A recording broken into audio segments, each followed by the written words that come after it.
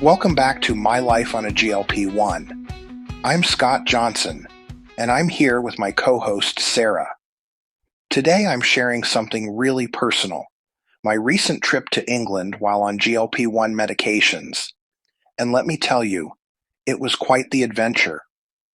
Since about 20% of our listeners are in the UK, I thought today's topic would be fun for everyone. Oh wow, I've been so excited to hear about this. You've been teasing this story for weeks. I can only imagine the challenges, and I'm betting there were some, oh no, I didn't think of that moments mixed in with some amazing discoveries. Oh, there were plenty. Let's start with my brilliant pre-travel planning, and I use that term loosely. I decided to skip my usual snack strategy and just wing it with British food. Sarah, what could go wrong there? Oh Scott, I love the optimism, but GLP-1s don't care about your vacation vibes. I'm guessing you learned this the hard way with medication timing issues and that classic mistake we've all made, thinking we can just eat whatever, whenever. Exactly. But let's talk about the food adventures because honestly, some of these were big, hilarious mistakes, but also amazing. One of my first stops was for a Greg's sausage roll. I mean, if you know, right? As delicious as it resulted in hiccups so persistent they echoed through the streets outside. Cue the side eyes and the comments about loud, rude Americans. And I tackled a full English breakfast, which, for those not familiar, is basically every breakfast food known to humanity on one plate.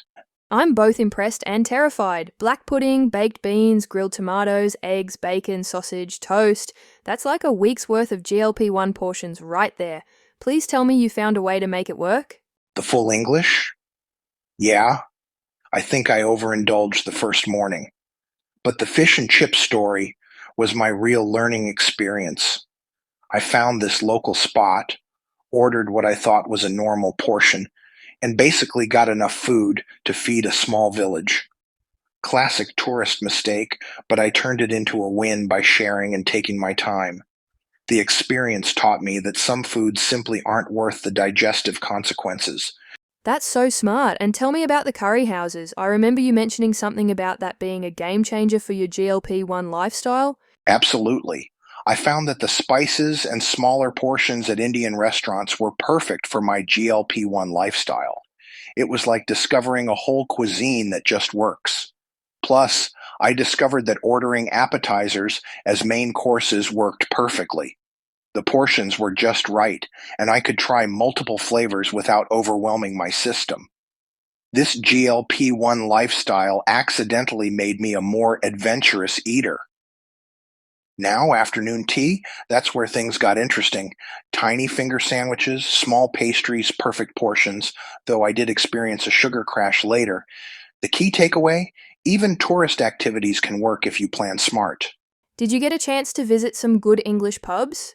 British pub culture revolves around alcohol, but GLP-1 medications can significantly affect alcohol tolerance. My ambitious plans to sample local beers and ciders quickly turned into a lesson in moderation when one half a pint left me feeling dizzy and unsteady. But Scott, I have to ask about hydration. Didn't you mention something about British restaurants and their tiny water glasses? That must have been challenging when you're on GLP-1s.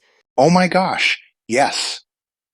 I was constantly dehydrated because I couldn't get enough water. I learned to always carry a water bottle and ask for tap water immediately upon sitting down. It sounds simple, but it's one of those things you don't think about until you're sitting there parched, trying to flag down a server for the fifth time. The energy management part really interests me too. Did you experience any fatigue with all that walking and the time zone changes? It was tougher than I expected. I adapted by building in rest days and not trying to pack every single attraction into my itinerary. And here's something I hadn't anticipated. Jet lag actually made my GLP-1 side effects worse for the first few days. The jet lag can be very real. Your usual eating schedule was completely off, which means your medication schedule was off too. Good that you were extra gentle with yourself during that adjustment period. Which brings me to my 5 golden rules that actually worked. First, I researched medical facilities nearby. Smart move. Second, I researched restaurants and downloaded restaurant menus. Third, I packed all my medical information and extra supplies. And fourth, you booked accommodations with kitchens so you could prepare some of your own meals. And fifth, you kept flexible itineraries. These aren't just travel tips, these are life tips for anyone on GLP-1s. What I love about sharing this story is being honest about both the mistakes and the successes. I want to make international travel feel possible for our listeners. Not perfect, but definitely doable with the right mindset and preparation. Exactly. And Scott, thank you for sharing your real experiences, the good, the bad, and the dehydrated. If any of our listeners have their own travel stories, successes, or disasters, we want to hear them, and you can submit them on Scott's website at mylifeonglp1.com. And while you are surfing the web, please take a moment to share our podcast and give us a review and 5-star rating. Tell us, Scott, any final advice you have from your international vacations this year? Don't let yourself be intimidated by making big travel plans. You will make mistakes and have great successes and get to experience some amazing bucket list items. For me, one of my highlights was going to see Stonehenge on this visit. Your GLP-1 medication doesn't have to prevent you from exploring the world. With proper planning, realistic expectations, and a willingness to adapt, you can have amazing travel experiences while successfully managing your health.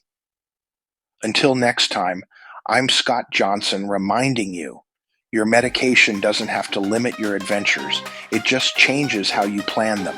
Love your journey, my friends.